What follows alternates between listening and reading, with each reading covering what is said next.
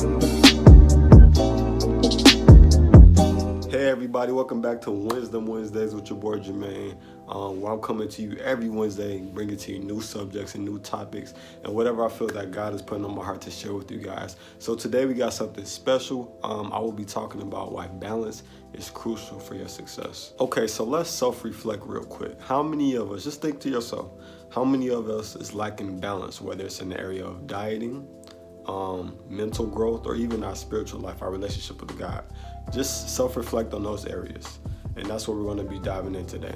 So I was driving, and God took me back to the situation I had in high school, and he gave me a whole revelation about balance, because a lot of times when I was younger, I worked out a lot. You can ask my mom, and my mom always told me, she said, the same energy you put into working out, you need to be putting that in your education. You need to be putting that in reading books and developing yourself mentally, because wisdom is everything. She always told me that.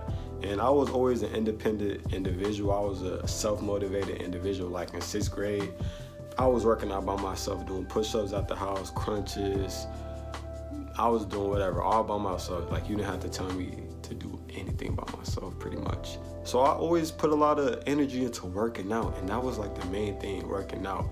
You know, I didn't like reading too much, to be honest with you. I don't think most people like reading, but I didn't like reading. She always tried to force me to read books. So fast forward from when I was in elementary school all the way to high school, obviously I was in sports, and the situation came to where I was a senior, so I was trying to get a scholarship to go to college, you know, because obviously I wasn't trying to come out of pocket for college. College is expensive.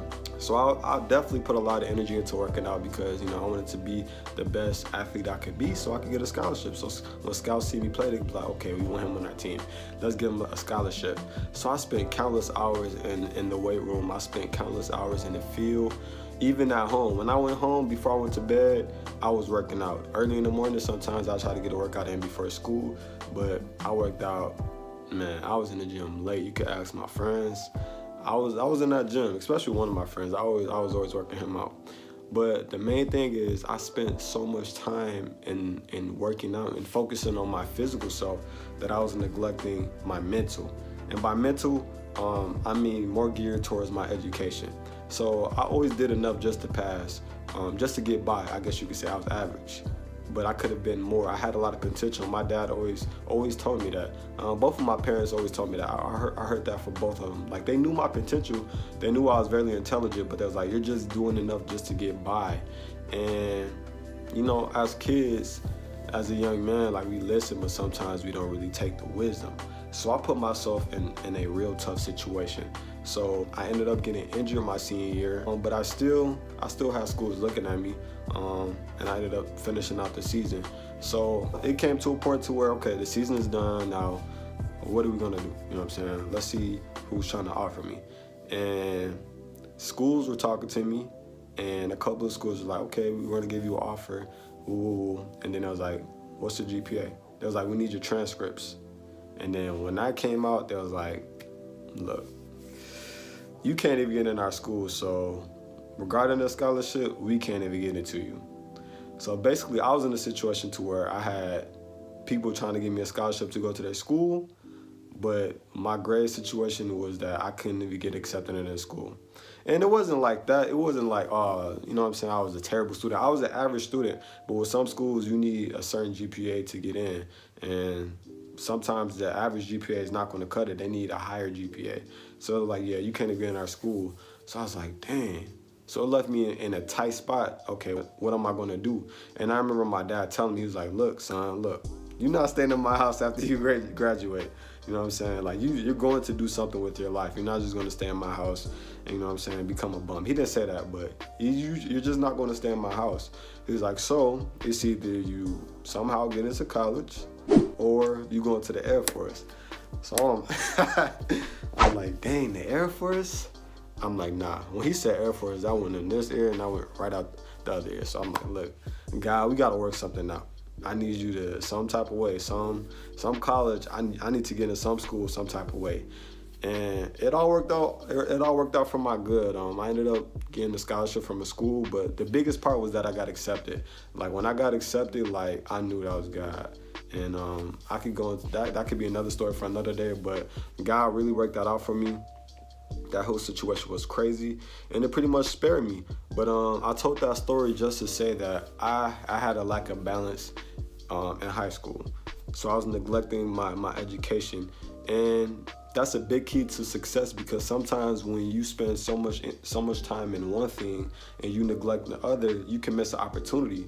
So just the fact that I was doing what I needed to do on the field, I was good enough to get a scholarship here, I was neglecting the education part. So that made me almost miss the opportunity.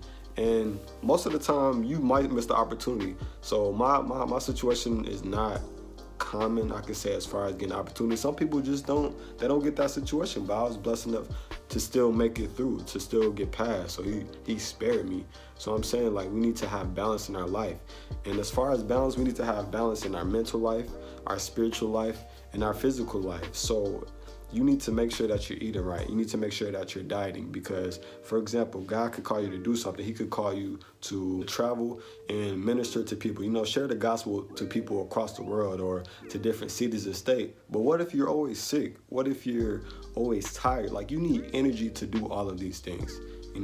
Especially like if you're in a labor job, you know that you need energy. So you have to take care of your body. You have to stay fit. You have to stay in shape.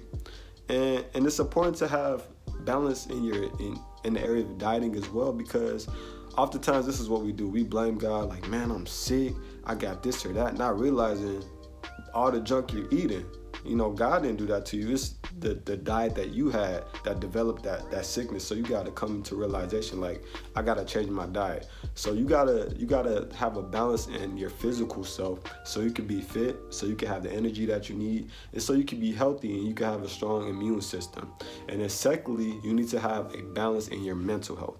It's important to have a balance in your mental health because you need to be constantly growing. I remember a while ago, my pastor said, he was like, it's possible to not he said it's possible to grow dumb and dumber. So basically, where you're at a state where you're not growing, you're not feeding yourself, you're not reading books, you're not listening to anything that's growing. Like I said, you don't have to read books all the time. You can read an audio book, or you can listen to something on YouTube, you know what I'm saying? Just something that's feeding your mental and growing yourself. That's what you need to be focused on, because God could bless you with an opportunity to do something, but say you weren't preparing like you needed to, you weren't growing like you needed to. Like right now, what if I had the same maturity and the same knowledge I had as a high schooler?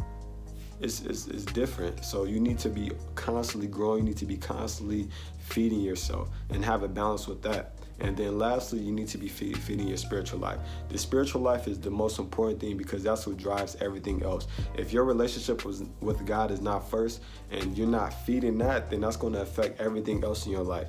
And I know that from my personal experience. When my relationship with God is off, that affects everything. That affects my marriage. That affects how I feel every day I wake up.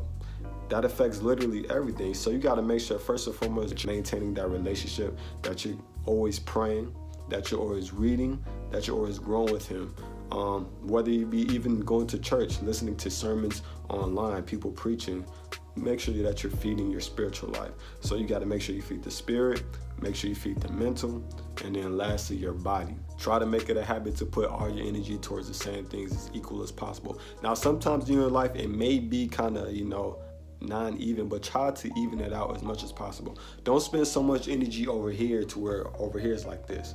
Like, we can understand sometimes in life you got different priorities, so it may be like this, but if it's like this much difference, then that's a huge problem.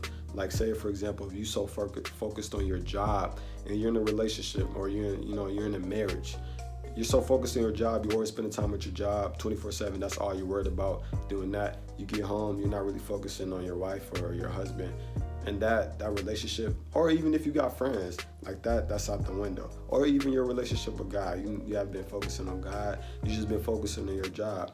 That balance is out the window. So you got to make sure you're always trying to keep it at least this level. It may not be perfect, but always trying to get it right. And that's important to be successful, because you're putting the triple-double effort everywhere. Triple-double. And the triple-double, that means 10 points, 10 rebounds, and 10 assists. So you put 10, 10, 10. In other words, 100, 100, 100, as much as you can as possible. Getting all things out of all areas in your life. What I want you guys to realize is that at the end of the day, it literally all works together. So just in summary, balance is a big key in achieving just overall success. And I even started to implement this myself. You know, when I went to college, I started taking care of my education and really focusing on my education more. My grades were way better. I made this dean's list, and I really started to value my mental health. I really started to value wisdom as well. I always value wisdom, but I started to value more as I got in older. So I would definitely recommend just really focusing on a balance in your life. So for anybody out there that's like, well, Jermaine, I don't have time to read, or I don't have time to work out, you know, or I don't have time to do this or that, or the resources to do this or that. What I would say to that is, what you value the most, you will make time for. What you value the most, you will make a way for it. If you value it enough, you're gonna make a way to make it happen. So if you gotta wake up early, which is something that I do, if you gotta wake up early to get it out the way, then do it. But value that balance, and you will see yourself grow like never before. I make it a mission every year. At the end of the year, I look back from the beginning of the year until where I am at that point, and I see and I determine how much I've grown. Like, I have goals of how much I want to grow. Even years prior, I look back at 2019, 18, 17, and I look how much I've grown. I want to constantly be growing, consistently growing. So make that a priority. And yeah, so I hope you guys enjoyed this video.